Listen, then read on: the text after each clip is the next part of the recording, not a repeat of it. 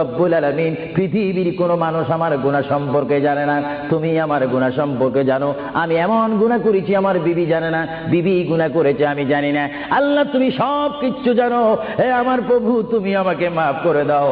আমার আল্লাহ বলে, তারপরও যদি তোমাদেরকে আমি মাফ না করি, তারপরও বান্দা তোমরা আমার রহমতের দরজা থেকে ফিরে যাইও না।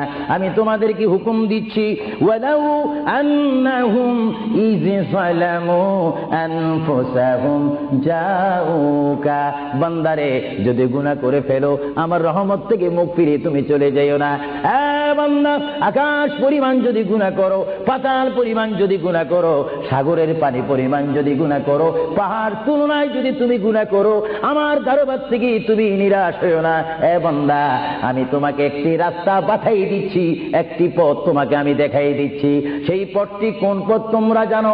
ওয়ালাউ আন্নাহুম ইয যালামু আনফুসাহুম জাউকা, বান্দারে যখন তোমরা বরবাদ হয়ে যাবে তখন তোমাদেরকে একটা পথ আমি তোমাদেরকে দেখাই দিলাম, সেই পথটির নাম হচ্ছে আমার রাসূলের মদিনা।